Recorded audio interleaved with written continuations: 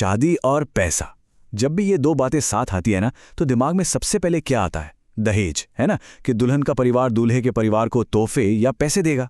लेकिन सोचिए, अगर इसका ठीक उल्टा होता हो। जी हाँ, एक ऐसी रस्म है जो इस पूरी सोच को ही पलट कर रख देती है। आज बात करेंगे मेहर की, जो एक इस्लामी शादी में दुल्हन का एक बहुत ही जरूरी और हाँ, कानूनी हक है। तो चलिए इसी आम गलतफहमी से शुरू करते हैं। देखिए, दक्षिण एशिया में शादी का मतलब अक्सर यही समझा जाता है कि जो भी पैसे या कीमती सामान का लेन देन होगा वो दुल्हन की तरफ से दूल्हे की तरफ जाएगा। ये सोच इतनी इतनी आम हो चुकी है कि शादी से जुड़ी किसी भी फाइनेंशियल बात को हम इसी चश्मे से देखने लगते हैं। मगर यहीं पर सबसे बड़ा ट्विस्ट है। दहेज और मेहर, ये दो बिल्कुल अलग अलग चीजें हैं। मतलब जमीन आसमान का फर्क है। दहेज में, जैसा कि हम जानते हैं, पैसा दुल्हन के परिवार से दूल्हे के परिवार को जाता है। लेकिन मेहर मेहर इसका ठीक उल्टा है।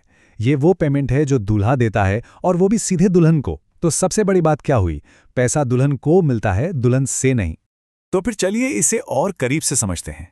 क्योंकि देखिए, मेहर कोई मामूली तोहफा या सिर्फ एक रस्म नहीं है। ये इस्लामी निकाह में दुल्हन का एक बुनियादी अधिकार है, एक कानूनी हक। तो असल में मेहर है क्या चीज? देखिए, सिंपल शब्दों में ये एक जरूरी मतलब मैंडेटरी पेमेंट है जो निकाह के वक्त दूल्हा दुल्हन को देता है। ये कोई ऑप्शनल गिफ्ट नहीं है कि दिया तो ठीक, नहीं दिया तो भी चलेगा। नहीं, ये निकाह नामे का एक अहम हिस्सा है। और सबसे जरूरी बात, ये जो भी है, ये पूरी तरह से दुल्हन की अपनी प्रॉपर्टी होती है। सिर्फ और सिर्फ उसी का हक होता है इस पर। अच्छा, तो सवाल उठता है कि मेहर में दिया क्या जा सकता है? क्या सिर्फ पैसा? नहीं, इसमें बहुत फ्लेक्सिबिलिटी है।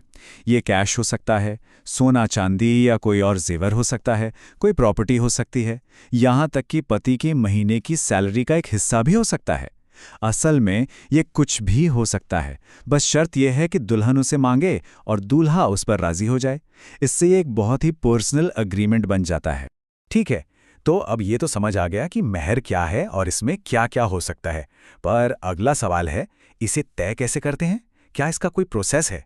जी हाँ, इसका एक पूरा सिस्टमैटिक तरीका है। ये पूरा प्रोसेस ना 3 बहुत ही सीधे साधे स्टेप्स में होता है।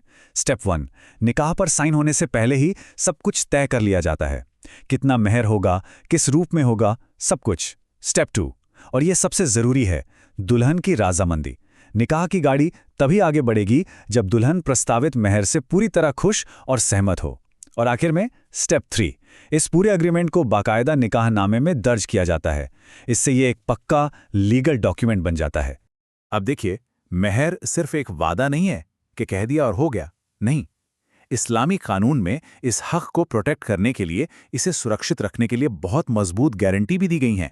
जैसे कि ये बात, जब तक वो परमिशन ना दे, इसे कोई यूज नहीं कर सकता। ये लाइन मेहर की पूरी ताकत बता देती है। इसका मतलब ये है कि मेहर पर दुल्हन का पूरा 100% कंट्रोल होता है। उसकी इजाजत के बिना कोई भी, उसका पति भी नहीं, इसे हाथ नहीं लगा सकता। जाहिर है, ये दुल्हन को एक जबरदस्त फाइनेंशियल आजादी देता है। लेकिन एक व्हाट इफ सिचुएशन के बारे में सोचते हैं।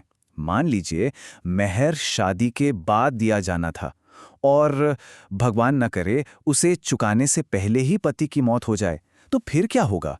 क्या दुल्हन का हक खत्म हो जाएगा? बिल्कुल भी नहीं। और यहीं पर इस्लामी कानून की सबसे बड़ी, सबसे मजबूत गारंटी सामने आती है।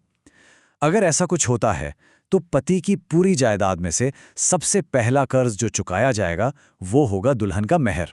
मतलब किसी और लेनदार को पैसा देने या परिवार में वसीयत बांटने से भी पहले सबसे पहले दुल्हन को उसके मेहर की रकम अदा की जाएगी। ये उसके फाइनेंशियल राइट्स के लिए सबसे बड़ा प्रोटेक्शन है। तो इस पूरी बातचीत का सार क्या है? आखिर ये सब जानना इतना जरूरी क्यों है? सबसे जरूरी बात यह है कि मेहर सिर्फ एक लेन देन या रस्म नहीं है, ये एक बुनियादी अधिकार है। ये दुल्हन को फाइनेंशियल सिक्योरिटी देता है और शादी के रिश्ते में उसकी जगह और उसके सम्मान को पक्का करता है। ये एक तरह से इस बात का प्रतीक है कि ये रिश्ता बराबरी और इज्जत की नींव पे खड़ा है।